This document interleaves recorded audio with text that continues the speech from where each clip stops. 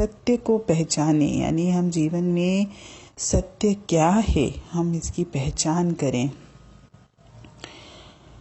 जैसे जैसे हम सत्संग के मार्ग पर आगे बढ़ते हैं, अपने आप ही हम इस बात को महसूस करने लगेंगे कि हमारा जो संसार के प्रति नज़रिया है और खुद के प्रति, यानी हम अपने आप को क्या मानते हैं और इस संसार को क्या मानते हैं, ये जो हमारा नज़रिया है वो टोटल गलत है और यही मेरे दुखों का कारण है।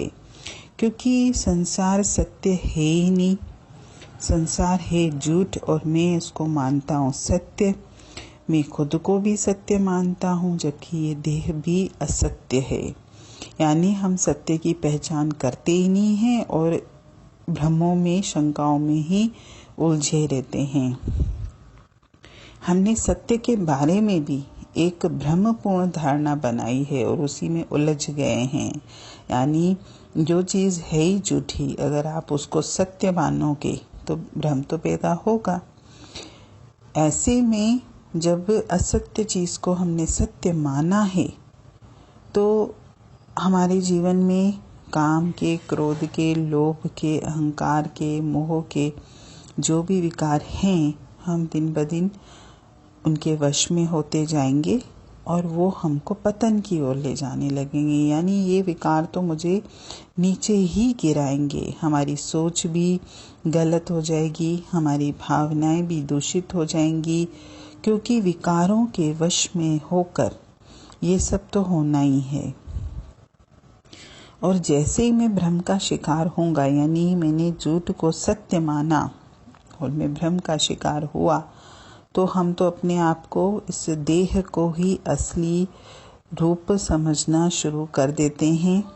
यानी हम जो 5 विकारों से जो शरीर का निर्माण हुआ है, उस शरीर को ही सत्य मानते हैं और पूरा मनुष्य जीवन इसी सत्य को मानते हुए, इस देह रूप को ही असली रूप समझते हुए ही पूरा जीवन गुजार देते हैं। और भ्रम से पैदा हुई हमारी अवस्था का सबसे दुखद पहलू यही है कि हम इस पूरे मनुष्य जीवन में देख ही नहीं पाते कि हमारा असली स्वरूप क्या है।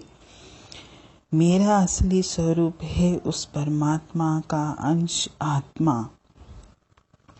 और सच्चे संत महात्मा हमको हर वक्त समझाते भी यही हैं कि तू परमात्मा का अंश है और उस परमात्मा का छोटे से छोटा अंश भी प्रकाश से, प्रेम से, आनंद से परिपूर्ण है।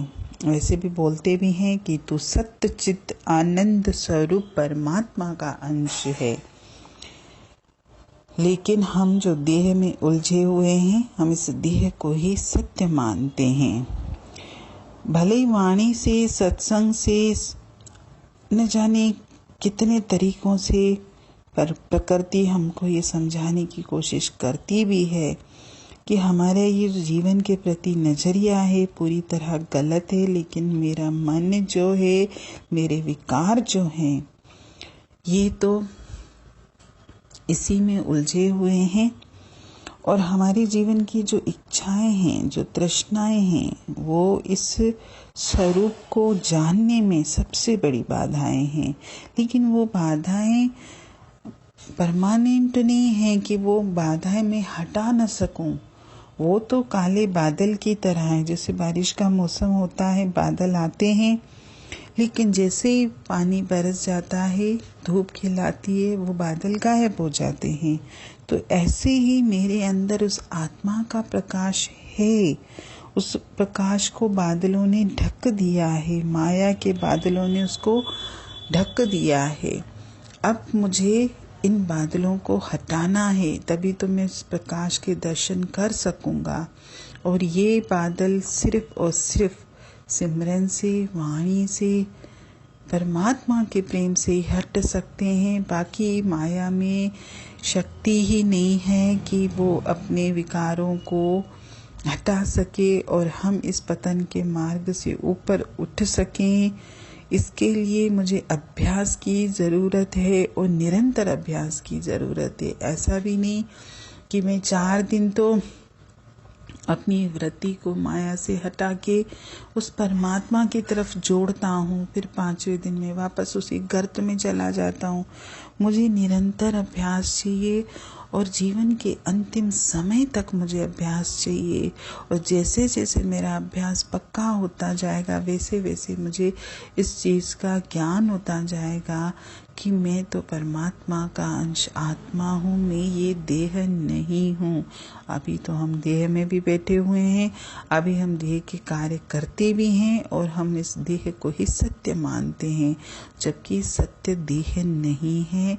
क्योंकि सत्य चीज़ का कभी नाश नहीं होता, नाश होता है झूठ का, तभी तो इस देह का नाश होता है। आत्मा तो अजर अमर है, वो एक चोला छोड़ती है दूसरे चोले को धारण करती है, लेकिन ये देह जो है नाशवान है। कोशिश हम ये करें कि परमात्मा की तरफ अपना रुख करें, माया के कार्य इस देह को करने दें जो कर रही है, लेकिन हम अपने अंतर मन को इस माया में न उलझाएं। हम अपने अंतर मन को शुद्ध और पवित्र रखें और उस अंतर मन में जो ज्योति निरंतर जल रही है उस ज्योति को महसूस करें और उसके अनुसार ही मैं जीवन जीने की कोशिश करूं और अपने विकारों से दूर रहने की कोशिश करूं। हरि ओम।